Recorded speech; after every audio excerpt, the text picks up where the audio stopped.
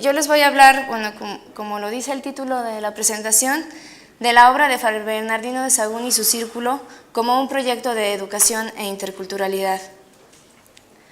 La figura de Fray Bernardino de Sahagún, un franciscano que llegó a la Nueva España en 1529 para expandir el catolicismo, es bien conocida en la actualidad, gracias a su obra más conocida, que es la Historia General de las Cosas de la Nueva España. Una obra que tuvo varias etapas, que tiene varias versiones, entre ellas las más completas y famosas, que son los primeros memoriales y el Códice Florentino, y que fue construida como una magna enciclopedia en la que se consignaron todo tipo de informaciones sobre los conocimientos, las instituciones y las costumbres de las sociedades nahuas antes de la conquista. La Historia General es usada hoy mayoritariamente como una fuente sobre el pasado, es decir, un texto al cual acuden tanto estudiosos como el público en general para obtener informaciones sobre cómo vivían las sociedades indígenas antes de la conquista. Sin embargo, yendo más allá de este uso, de lo que yo les quiero hablar hoy es de que la historia del Sahagún, de que la obra de Sahagún es una obra muy compleja, que abarca tanto textos históricos como textos de evangelización en lengua náhuatl. Por lo tanto, cuando hablamos de la obra de Sahagún, estamos hablando en realidad de aproximadamente 6 obras mayores y alrededor de unas 5 obras menores, de las cuales la única que conocemos normalmente es la Historia General. Les quiero hablar de que estas obras de Sahagún fueron posibles gracias al esfuerzo de muchos individuos que participaron en su autoría y en su elaboración final, de los cuales la mayoría eran miembros de las sociedades nahuas del centro de México. Por lo tanto, cuando hablamos de la obra de Sahagún, estamos hablando en realidad de una obra colectiva. Y por último, también me interesa hablarles de que estas obras, que son una obra colectiva, son una muestra de un proyecto educativo peculiar que fue puesto en marcha por los franciscanos y en el que fueron posibles varios proyectos de creación intercultural. Por lo tanto, en la medida en que conozcamos las condiciones y las peculiaridades de esta interculturalidad, podremos entender mejor lo que estas obras nos pueden decir tanto sobre el pasado como sobre el presente en el cual vivían estos hombres. Las obras de Sahagún se inscriben y fueron posibles dentro del proyecto educativo implementado por la Orden Franciscana en la Nueva España en el siglo XVI. Este proyecto fue posible a su vez gracias a la conjunción un tanto peculiar de las políticas de la corona española para sus súbditos indígenas bajo el gobierno de Carlos V y de la ideología y las expectativas de la Orden Franciscana, en particular de los 2 primeros grupos de franciscanos que llegaron a la Nueva España. Ambos, la Orden Franciscana y la corona, compartían el postulado de que los nativos de América eran, en primera instancia, seres humanos disminuidos por no haber tenido el conocimiento del cristianismo y por tener vínculos aparentemente con Satanás, por lo que debían someterse a los poderes cristianos, quienes se encargarían de velar porque estos pueblos fueran incorporados a la cristiandad. Ambos, la corona y los franciscanos, pensaban que la cristianización era el fin primordial de la colonización de América, por lo cual aparentemente no solo la obtención de riquezas. Por otro lado, la dominación de los territorios conquistados se basó en un pacto que existió entre la corona y los señores indígenas, un pacto que reproducía las asociaciones que se dieron durante la conquista. Como hoy sabemos, la conquista de lo que hoy llamamos México fue posible gracias a la coalición de muchos pueblos o de muchos estados indígenas que colaboraron con los españoles y que juntos derrocaron a los mexicas, que eran un pueblo, entre otros muchos de los que existían, pero era un pueblo que tenía sojuzgados, por lo menos económicamente, a buena parte de los pueblos indígenas del centro de México. Desde la época de la conquista, este pacto se sellaba a través del bautismo. Nosotros lo podemos ver en las fuentes que relatan la conquista, tanto en Cortés como en Bernal Díaz, como en el lienzo de Tlaxcala, que una vez que los señores indígenas de un determinado estado entraban en contacto con los españoles y decidían ayudarlos para la conquista, se bautizaban. Y una vez que adquirían este nombre cristiano, adquirían también una situación legal de señores cristianos. Y como señores cristianos colaboraban con el rey de España para la conquista. En la primera mitad del siglo XVI, la corona mantuvo este estatus, es decir, mantuvo a los señores indígenas en el poder y mantuvieron más o menos intactas las formas de organización social y económica de los antiguos estados indígenas, con excepción del estado de Mexico-Tenochtitlan, que fue el cual fue derrotado durante la conquista. Es decir, los españoles impusieron su sistema de gobernando, valga la redundancia, a través de las antiguas élites indígenas. Esto hizo que las élites indígenas tuvieran una gran importancia en el siglo XVI, ya que los señores indígenas continuaron teniendo jurisdicción sobre la tierra de sus pueblos, continuaron teniéndola como patrimonio comunal.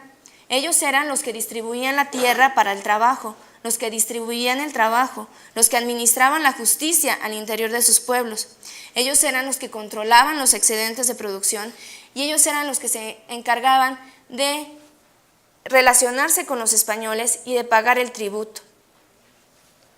Es decir, los señores indígenas pasaron de ser el estrato dominante de la sociedad a ser un estrato intermedio entre la corona y el resto de los españoles y los pueblos indígenas en general. Los franciscanos se propusieron extirpar las antiguas religiones indígenas, no solo a través de la prohibición de los antiguos cultos y de la persecución de los sacerdotes y la destrucción de los templos, etc., sino también a partir de un proyecto de educación.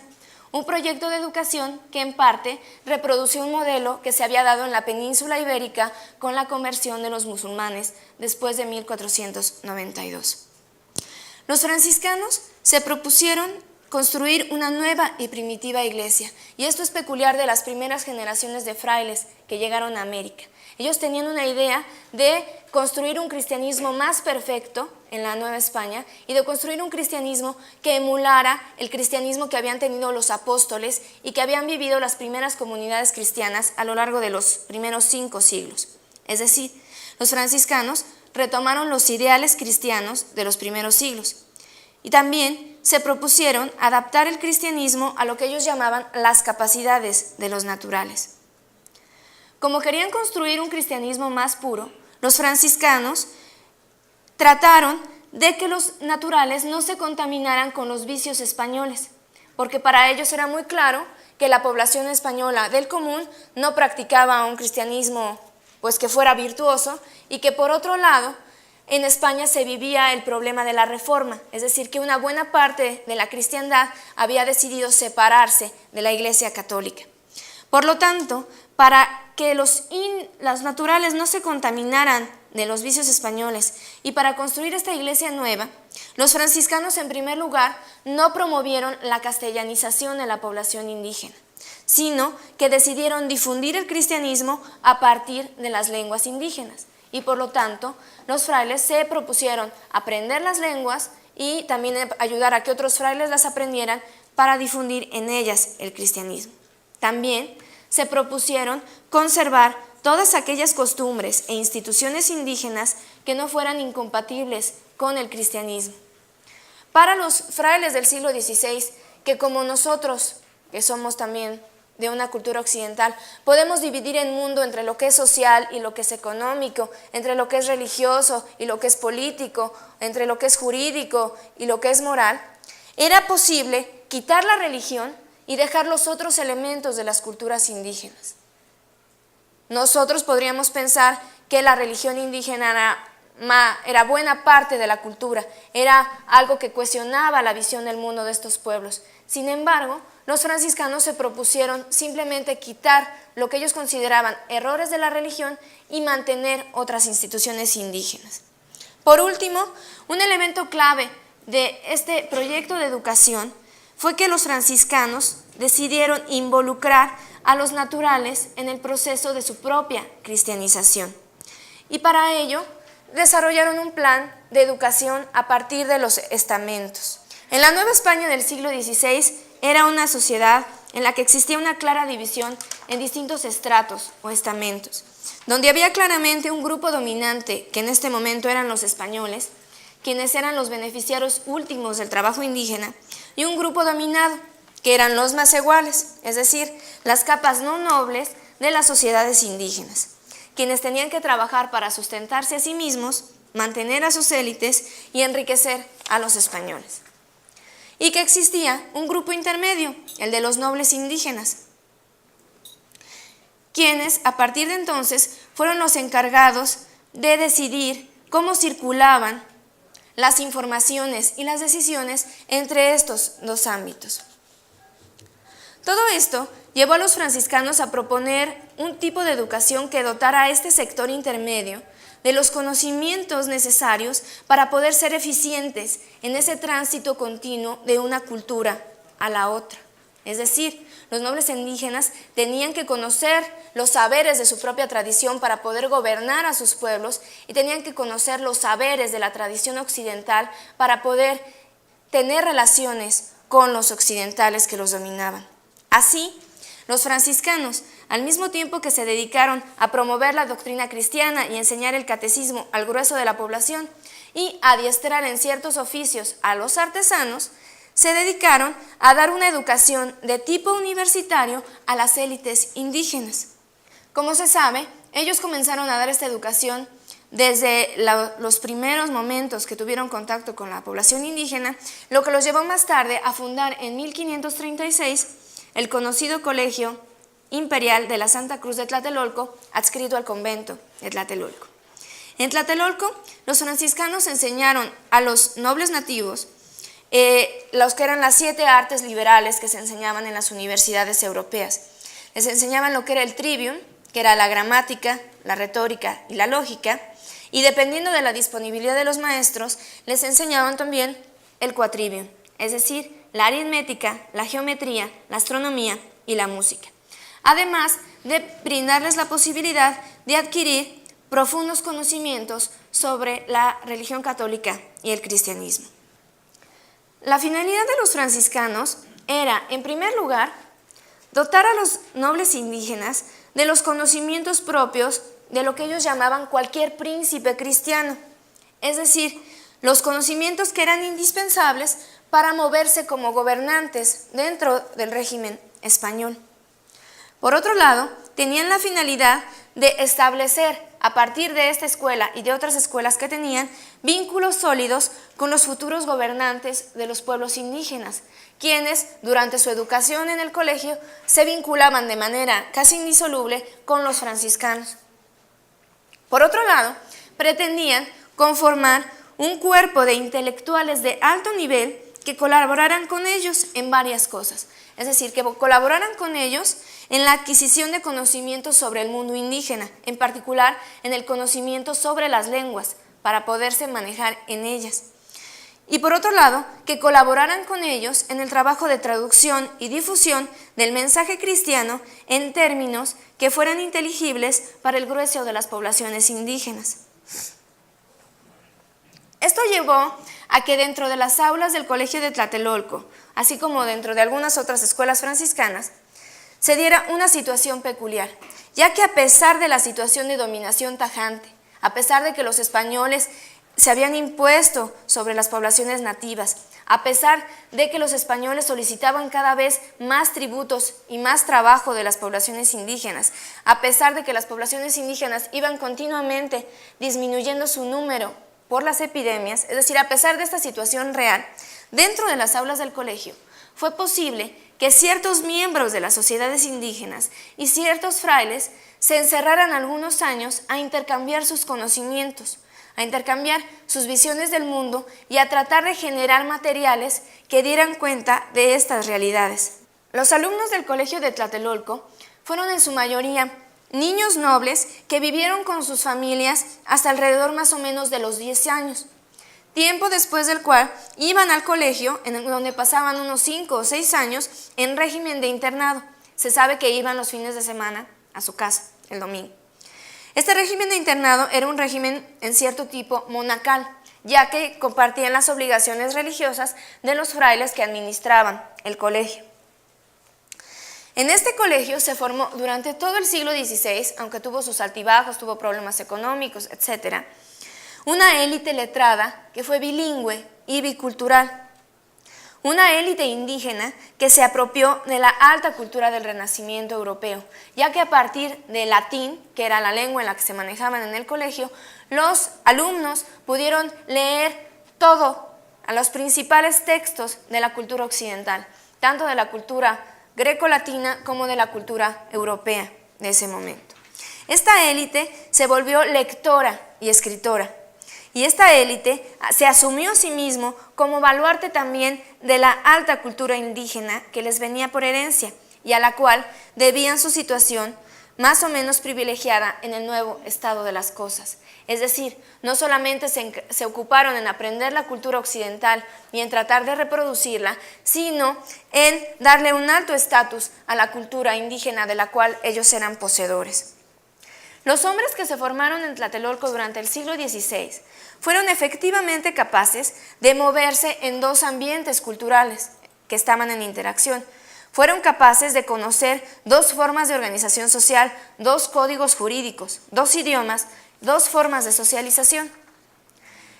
Y estos hombres emplearon estos conocimientos de una manera un tanto paradójica para nosotros. Es decir, estos hombres se volvieron en mediadores culturales entre estas dos realidades. Y al actuar de esta forma tuvieron, en primer lugar, que permitir la viabilidad del régimen español. Es decir, el régimen español fue posible en la Nueva España por los nobles indígenas, quienes facilitaron la implementación de las políticas españolas y facilitaron la cristianización de la población.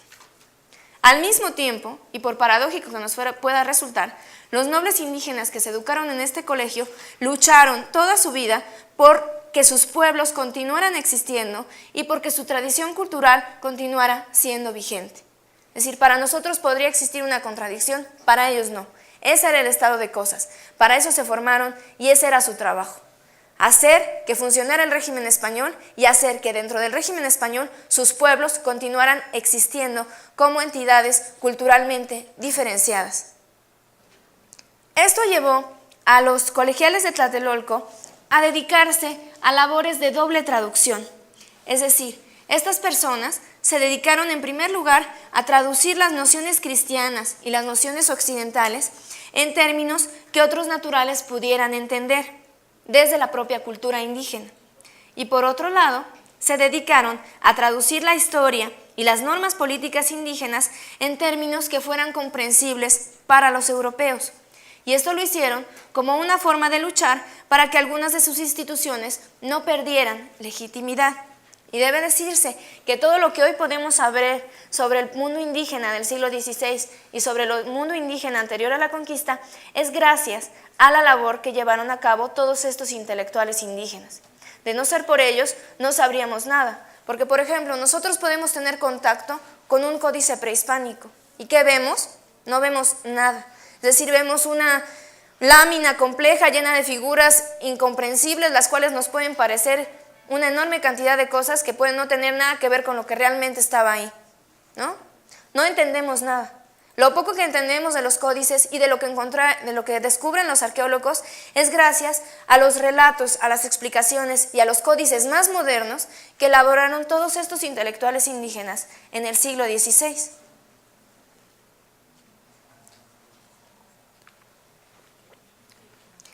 Dentro del Colegio de Tlatelolco, y como una parte de este proyecto educativo, tuvo lugar la obra de Sahagún. En el Colegio de la Santa Cruz tuvieron lugar varios proyectos de creación intercultural. Ahí se pintaron muchos códices, se escribieron muchas historias, se escribió un herbario en el que se combinaba el conocimiento medicinal de los pueblos indígenas con el conocimiento medicinal de Occidente, que hoy es un gran códice que está en el Museo de Antropología. Es decir, se hicieron muchas cosas. En primer lugar, podemos llamar a estos proyectos interculturales porque en ellos intervinieron nahuas y europeos que participaron en dichos proyectos desde su propia cultura. En segundo lugar, los podemos llamar interculturales porque los hombres que intervinieron en dichos proyectos se propusieron hacer coincidir y entrelazar distintas porciones de los patrimonios culturales indígenas y europeos. Uno de estos grandes proyectos fue la obra de Sahagún. Fray Bernardino de Sahagún ideó como una herramienta de evangelización un proyecto editorial, por así llamarlo, integral, que promoviera la cristianización. Un proyecto integral que tenía como sus ejes medulares 3 obras. Una era lo que acabó siendo la historia general de las cosas de la Nueva España, que era un compendio de los saberes y de las instituciones indígenas para conocer cuál había sido su antigua religión y poder extirpar los errores de ella, y para conocer cuáles habían sido sus instituciones más pulidas y poder conservar lo más de ellas que fuera posible. Es decir, la historia general tenía estas 2 finalidades. La otra obra era algo que se llamó La Postilla, y que era una traducción de los principales evangelios y epístolas para las misas de los domingos. La tercera obra fue la que se llamó Salmodia Cristiana y Sermonario de los Santos del Año, y que era un compendio de cantos a los santos para cada fiesta del año, para que estos pudieran ser interpretados de acuerdo con la tradición de las danzas indígenas, que fue una de las costumbres que los franciscanos permitieron que se continuara llevando a cabo. Es decir, ellos trataron de reorientar simplemente que las danzas no fueran a los antiguos dioses y que fueran ahora a los santos y al Dios cristiano. Pero por lo menos durante el siglo XVI se continuaron haciendo danzas más o menos con las mismas estructuras y que se habían llevado antiguamente. Cubriendo estos 3 ámbitos, una historia, un libro sobre los evangelios y un libro ritual, ¿no?, para llevarse a cabo, para ejecutarse, Fray Bernardino de Sahagún creía que se podía subsanar algunos errores que había en la cristiandad de los indígenas, que estos podían evangelizarse mejor. La obra de Sahagún fue una obra colectiva desde el principio. En el caso de la historia general, Fray Bernardino de Sahagún, desde que comenzó a trabajar en Tlatelolco instruyendo a nobles indígenas, comenzó también a recuperar ciertos conocimientos que ellos tenían. Comenzó a recuperar lo que después se van a conocer como pláticas ceremoniales o pláticas didácticas, que se llamaban huehuetlatoli en náhuatl. Y comenzó a recopilar testimonios indígenas sobre la conquista. Después, en 1558, Fray Bernardino de Sahagún recibió la orden de sus superiores de escribir realmente todas las obras que fueran necesarias para la cristiandad y de empezar con su proyecto de investigación. Y se fue para ello al pueblo de Tepepulco, hoy en el estado de Hidalgo, donde se encerró unos 2 o 3 años a platicar con nobles indígenas de la zona y a platicar a través de sus letrados. Es decir, desde los primeros contactos que tuvo Bernardino de Sahagún con los conocimientos de los pueblos indígenas, estos conocimientos siempre estuvieron mediados por este grupo de letrados que él se llevó de Tlatelolco, que eran estos intelectuales indígenas que dominaban el castellano, el latín y la lengua náhuatl en su estrato noble, que era la que ellos manejaban. Estos nobles indígenas se llamaron Antonio Valeriano, Martín Jacobita, Alonso Bejerano, Andrés Leonardo y Pedro de San Buenaventura. Todos ellos también llegaron a ocupar cargos de gobierno. Esto es muy importante. Ya que los egresados de Tlatelolco se dedicaron a varias cosas. Se dedicaron a gobernar y administrar sus pueblos, se dedicaron a servir de traductores en los juzgados, se dedicaron a defender las causas indígenas en los tribunales, se dedicaron a ser maestros, ya que algunos obtuvieron cátedra dentro del propio colegio, como Antonio Valeriano, que tuvo la cátedra de gramática latina durante mucho tiempo, y otros se dedicaron a la composición de obras históricas y religiosas. Y hubo algunos, como estos hombres, que lo hicieron todo.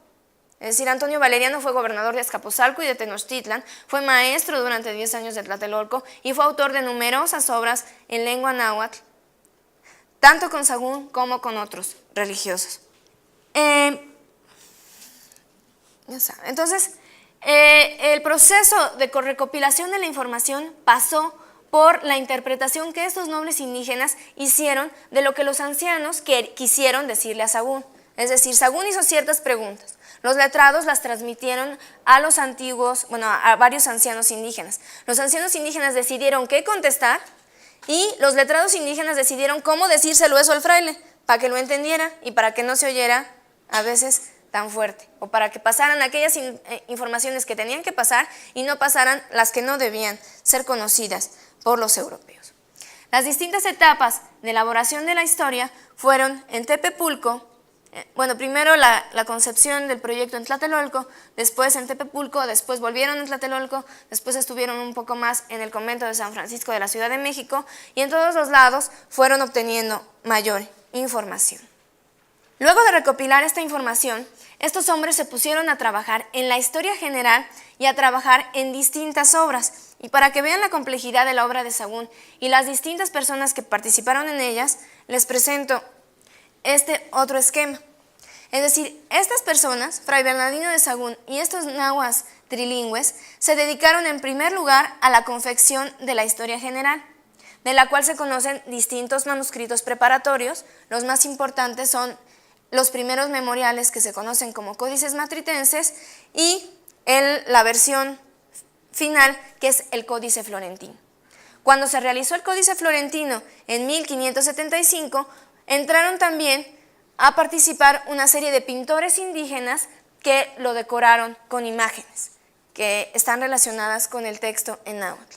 Y intervinieron también una serie de escribanos indígenas que se dedicaron a pasar en limpio este manuscrito. Por lo tanto, tenemos varios grupos de autores en la historia general. En primer lugar, Bernardino de Sagún, que concibe la obra y que la redacta, los nahuas trilingües que redactan, como lo vamos a ver, el texto en náhuatl.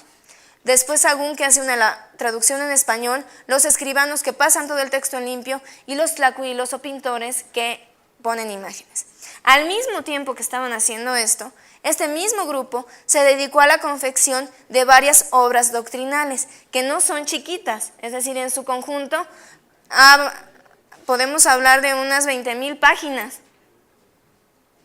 Se escribieron un libro de sermones entre 1548 y 63, se escribió el libro de los coloquios de los 12, que es una doctrina, en 1564, se escribió la postilla sobre los evangelios en esta misma época, se compuso la Salmodia Cristiana, que es este libro de cantos, entre el 58 y el 83, y se escribieron otros apéndices entre el 58 y el 69, y finalmente el Florentino se pasó en limpio en el 75. En el caso de la Salmodia es el único texto que va a llegar a la imprenta y en su formación intervinieron también impresores indígenas. Bueno, simplemente de ver esto, podemos ver lo colosal de esta empresa intelectual y definitivamente podemos percatarnos de que esta obra, que nosotros llamamos de Sagún, pues evidentemente no es solo de Sagún, porque una persona sola no hubiera podido ser capaz de componer semejante cantidad de obras, todas complejas, muy complejas, independientemente, en un tiempo de vida. Está bien que Sagún fue de las personas más longevas que hubieron en su tiempo, pero este trabajo no lo realizó solo. Por otro lado, podemos ver que los miembros de las sociedades indígenas no intervienen en estas obras solo como informantes, sino que intervienen como autores, ya que los nahuas egresados de Tlatelolco redactaron la historia general y a partir de esa redacción en náhuatl, otros pintores, otros intelectuales indígenas que se dedicaban a la pintura, hicieron otro texto pictográfico, del cual vamos a hablar. La historia general fue planeada con un orden enciclopédico occidental, que iba de lo divino a lo natural, y que parcializaba y constreñía las informaciones indígenas. Es decir, todo lo que estos letrados obtuvieron de sus conversaciones con los ancianos, lo tuvieron que dividir en parcelas, en las parcelas que Sagún ideó para esta enciclopedia. Es decir, poner lo que era de los dioses en un lado, lo que era de las fiestas en el otro, lo que era de la organización política en otro, lo que era de la organización social en otro, lo que era el conocimiento sobre las plantas en otro. Es decir, un tipo de conocimiento que se parece al nuestro, que parcializa la realidad en campos de conocimiento. Esto obviamente modificó por completo estos conocimientos indígenas, ya que no se encontraban divididos de esta forma. Los pueblos indígenas no dividían entre lo sagrado y lo material o entre lo político y lo económico, es decir, eran sociedades mucho más integradas a veces que la nuestra. Sin embargo, y al mismo tiempo, esta división que se hizo permitió que los autores, es decir, que Sagún y los letrados nahuas, trataran de manera diferente informaciones diferentes. Es decir, que algunos aspectos de las culturas indígenas los deploraran y que otros los alabaran, precisamente porque los habían separado. En la historia, como les decía, nosotros podemos encontrar tres textos. Un texto que es el texto en náhuatl, que fue elaborado por los letrados indígenas a partir de las informaciones que recogieron de los ancianos y a partir del esquema de la obra que concibió Sagún, quien fue el que dividió en libros, dividió en capítulos, dijo esto tiene que estar aquí, esto tiene que estar allá. Encontramos un texto en español que fue la traducción que elaboró Sagún de este texto en náhuatl y que no es una traducción literal, sino una traducción que a veces recupera unas informaciones y no todas. Y encontramos un tercer texto que son las imágenes que elaboraron los tlacuilos en 1575 a partir del texto en náhuatl. Y estos tres textos nos dan informaciones diferentes. Entonces, para conocer cualquier aspecto de los mencionados en la obra, nosotros tenemos que aprender a analizar el texto en español, aprender a analizar el texto en náhuatl y aprender a analizar estas imágenes. Imágenes en las que coinciden las normas de escritura prehispánicas y coinciden los modelos estéticos del Renacimiento. Es decir, ustedes pueden ver que las figuras se parecen al modo de pintar occidental, porque estos pintores dominaban la moda del momento, que era pintar con perspectiva, con cierta... bueno, pintar como se pintaba en el Renacimiento. Y al mismo tiempo, estas imágenes están llenas de los símbolos que existían en los antiguos códices, símbolos que solo podían ser interpretados a cabalidad por los que conocían su sentido, es decir, por los miembros de las sociedades indígenas. Como lo comentaba, la división que hizo Sagún de distintos que hicieron los frailes y los letrados en apartados, en parcelas del conocimiento, les permitió abordar desde perspectivas diferentes y con expectativas diferentes elementos también diferentes de las tradiciones indígenas. Y un poco les voy a hablar de ello al describirles los libros de la historia. La historia general está dividida en 12 libros, como les decía, yendo de lo divino a lo humano. El primer libro es un libro sobre los dioses. El segundo es un libro sobre las fiestas que se hacían a los dioses. Y en estos dos libros, en el primer libro, hay una descripción de cuáles eran las efigies de los dioses, de cómo se vestían, de cuáles eran los símbolos que los conformaban. Y estos símbolos eran importantes para los evangelizadores para poder reconocer aquellos símbolos que los pueblos indígenas continuaban utilizando en el siglo XVI. Y esta era una de las finalidades de la obra de Sagún, aunque debe decirse, la obra de Sagún no la conoció nadie en el siglo XVI. Es decir, acabó guardada en una biblioteca donde permanece hasta el día de hoy y no fue usada como herramienta de evangelización en la historia. Pero bueno, esta era la finalidad. El primer libro muestra cómo son los dioses y permitiría a cualquiera que lo hubiera leído identificar estos elementos de las divinidades indígenas que continuaban presentes en el siglo XVI. El libro segundo es un libro que describe las ceremonias y en él Fray Bernardino y los letrados se dedicaron a exponer todos los horrores de las antiguas religiones indígenas. Es decir, ese libro del cual proceden todas las descripciones más sangrientas sobre los sacrificios humanos, sobre cómo se llevaban a cabo, sobre lo horrendas que eran las ceremonias. Pero son libros que hablan sobre el pasado, es decir, sobre algo que supuestamente ya no existe. Y entonces ahí están descritos los horrores. Después vendría un libro sobre el origen de los dioses, luego un libro sobre el calendario, luego un libro sobre los agüeros y las supersticiones de la gente, y en el libro sexto se da un brinco a lo que se percibe como filosofía moral de los antiguos mexicanos. Y en el libro 6 se da como por olvidado todo lo que había sido los errores del pasado y se comienzan a hablar de las instituciones más nobles de las sociedades indígenas. Y entonces se habla de su filosofía y se exponen todas estas series de pláticas que para los franciscanos eran verdaderas sentencias que su intención era que se usaran también como herramientas de evangelización o herramientas para promover la ética entre las sociedades indígenas. Después vendría un libro sobre los astros que contiene más o menos conocimientos ya neutrales, es decir, ya pasamos de lo que son la descripción de los horrores de los antiguos dioses a la descripción de los astros en sí, ¿no? Como parte del mundo natural. Después vendría un libro de la historia de los reyes y los señores del centro de México, en particular de México y Tlatelolco. Después, un libro sobre cuál es la manera de trabajar de los artesanos y de los comerciantes. Y una vez más, solo se empiezan a describir los aspectos positivos del dominio de todas las artes, de la expansión que tenían los comerciantes, etc. Después viene un libro sobre la gente, en el que se exponen los vicios y las virtudes de la población indígena, en parte retomando un modelo occidental que es la comparación de vicios y virtudes. Y después viene un gran libro, que es un libro de historia natural, en el que se describe todo lo que hay en la Tierra, a partir de un modelo enciclopédico occidental. Se describen las aves, las plantas, los insectos, los tipos de tierra, las gemas, las aguas, etc.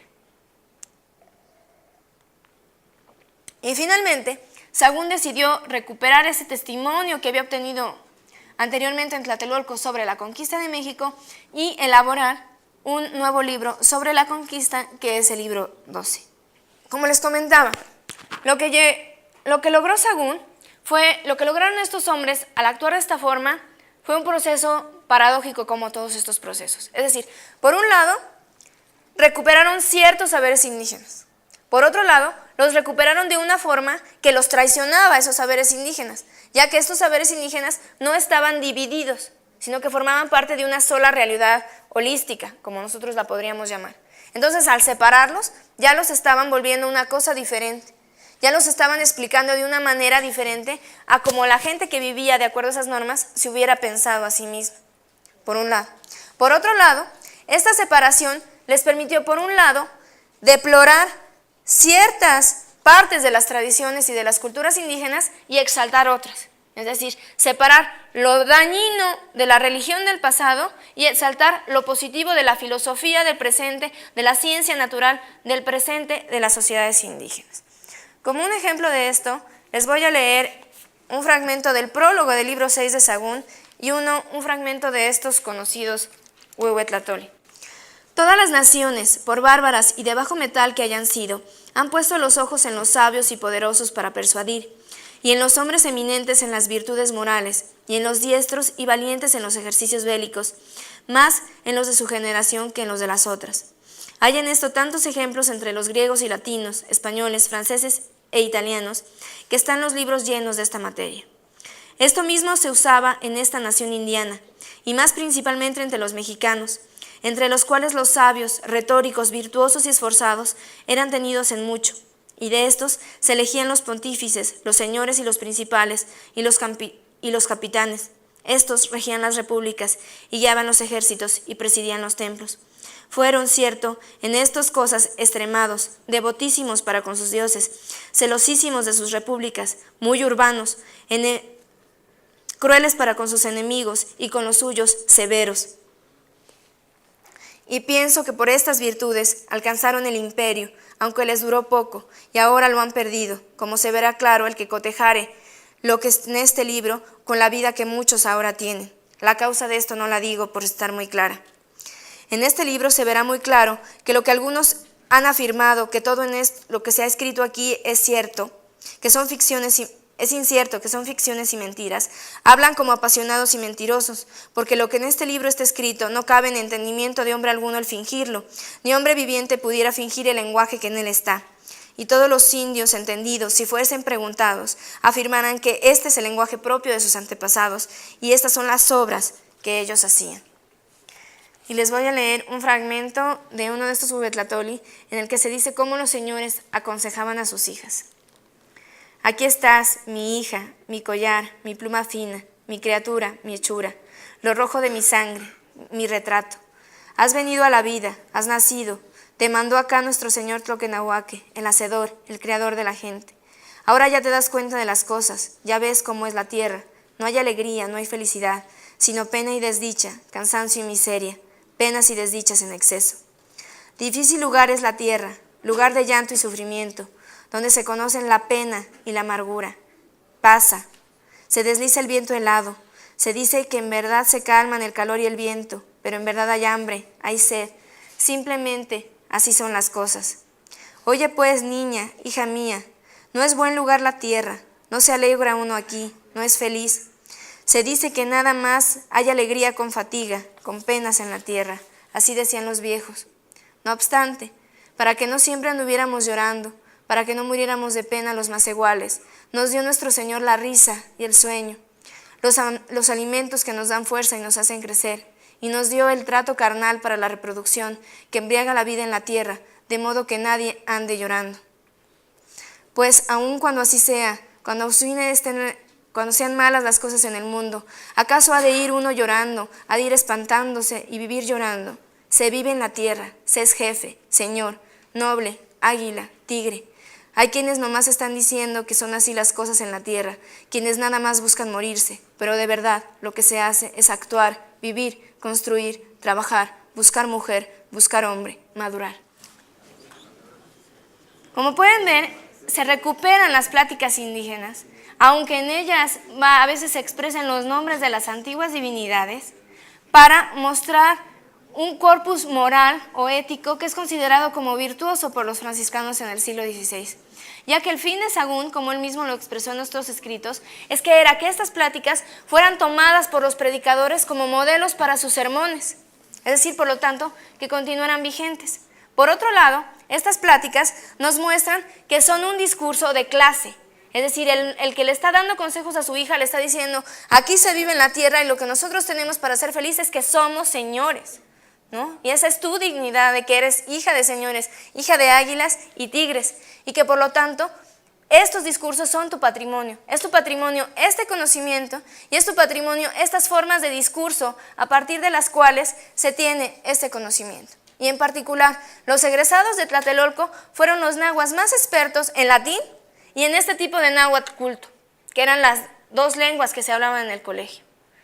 Y para finales del siglo XVI, los propios españoles decían que el náhuatl culto, que el náhuatl antiguo, solamente ya lo conocían los egresados de Tlatelolco. Es decir, que dentro de la escuela se mantuvo. Para finales del siglo XVI, en muchos otros pueblos ya no se conocía.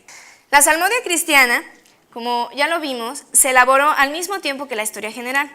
Este es un libro de cantos a los santos en lengua náhuatl. La Salmodia solo está escrita en náhuatl y es la única obra de este grupo que llegó a la imprenta.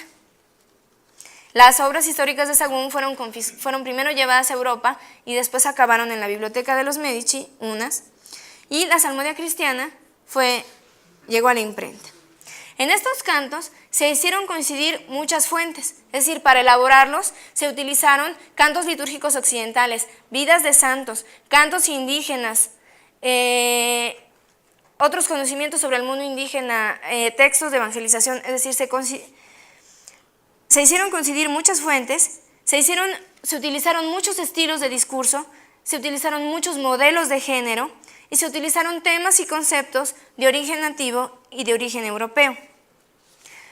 Pero como ocurrió en el caso de la historia, los autores de la Salmodia, que son estos mismos, es decir, son los mismos autores, no lo mezclaron todo de un jalón, sino que también utilizaron ciertas secciones de los cantos para a veces decir unas cosas y para a veces decir otras. Y les voy a presentar algunos ejemplos de un canto para Santa Clara, que es una santa franciscana.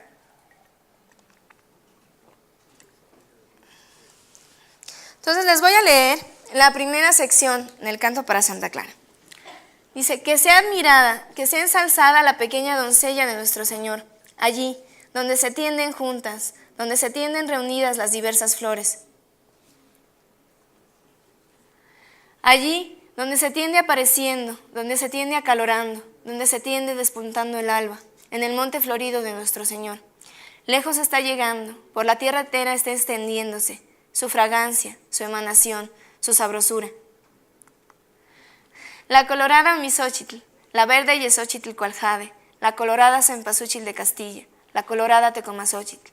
Allá se tienden brotando de un modo precioso, se tienden flameando, se tienden torciéndose, se tienden lloviznando como rocío de oro. Viene en lo alto vive en el manantial, la apreciada flor del cielo, la enteramente buena doncella Santa Clara, viene en la cumbre, viene en la guía, del monte de Dios, se yergue creciendo. En esta sección del canto se presenta la condición de Santa Clara como una flor exquisita dentro del jardín de Dios.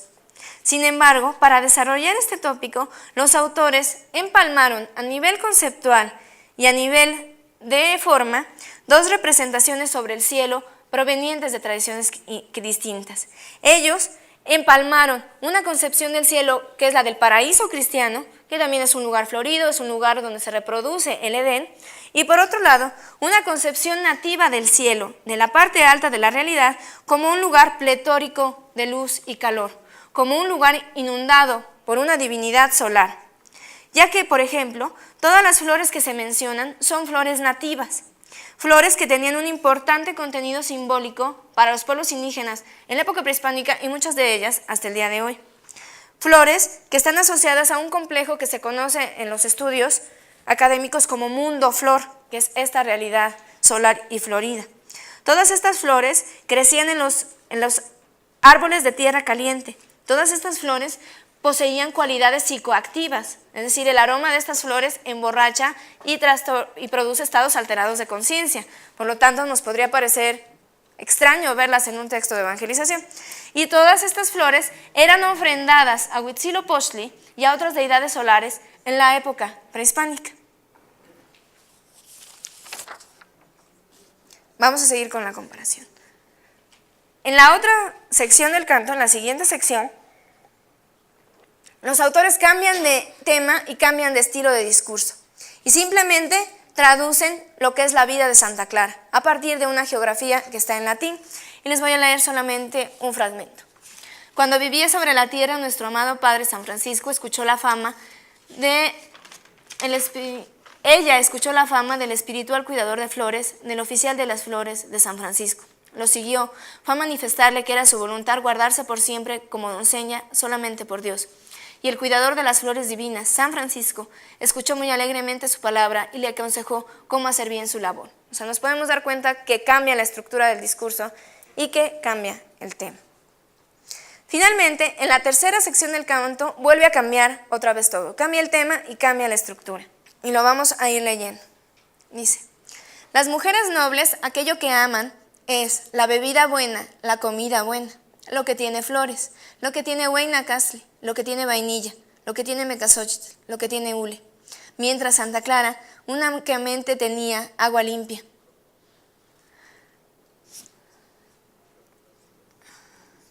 El huipil bordado, huipil de codorniz, huipil de algodón coyuchi, diversos huipiles preciosos, las que los quieren grandemente son las mujeres nobles, mientras que la amada de Dios, Santa Clara, solo se vistió con la manta mordiente de nombre silicio. Andan paseando y paseando, andan siguiendo el camino, andan rondando entre las casas, andan ante la gente en el mercado, con ellos se dan a desear, quieren ser vistas, las mujeres, mientras que Santa Clara solamente se recluyó. Barría, lavaba, cocinaba, el día entero se pasaba trabajando y por la noche oraba, la amada de Dios, Santa Clara. En este caso, el tópico de la sección es la diferencia entre el pecado y la virtud, ejemplificado con los pecados de las mujeres nahuas nobles del siglo XVI y las virtudes de Santa Clara. No obstante, lo que podemos ver es que, en este caso, los autores retomaron el estilo de los Huehuetlatoli, no sé si se dieron cuenta de esta repetición, pero la usaron para denigrar a las mujeres indígenas. Es decir, como en la historia, en la salmodia cristiana se intersectan también distintas voces e interactúan distintos horizontes éticos o de valores. En la primera sección del canto, por ejemplo, como les decía, se privilegia una concepción nativa del cielo en la que son insertados los motivos y los personajes cristianos. Es decir, en ese momento es más importante la concepción indígena del cielo que la cristiana. En la última sección es más importante la concepción cristiana de la moralidad que la indígena, pero se utilizan herramientas de discurso que son indígenas para denigrar a las mujeres y exaltar una serie de valores que no compartían las mujeres nahuas. Las mujeres nahuas del siglo XVI, no solo las nobles, como las mujeres nahuas de hoy, no reconocen como valor la castidad perpetua, la renuncia a la maternidad, al cabello largo y al alimento bien cocinado. Es decir, esos son atributos fundamentales de la mujer. Es decir, hacer todo lo contrario de lo que hacía Santa Clara. Ahora sí voy a concluir muy brevemente. Lo que les he querido mostrar, espero, es que son muchas las obras, que cuando hablamos de la obra de Sahagún, hablamos de muchas obras en sí. Y que estas muchas obras, sean históricas o textos doctrinales, son obras colectivas. Por eso deberíamos dejar de hablar de la obra de Sahagún y comenzar a hablar de la obra de Sahagún y su círculo, o de la obra del círculo de Sahagún, lo que sería más apropiado, si no es que decimos los nombres de todas estas personas que participaron en ellas. También decirles que esta obra fue fruto de un peculiar experimento de educación y comunicación intercultural, y que por lo tanto en estas obras se unen y separan dos tradiciones culturales que estaban en confrontación, y que en estas obras se manifiesta la interacción de muchos hombres que desde su propia tradición, desde sus propias agendas políticas y culturales, negociaron lo que querían y lo que podían decir, cediendo en ciertos puntos y avanzando en otros. Creo que es un poco de lo que les quería mostrar. Gracias.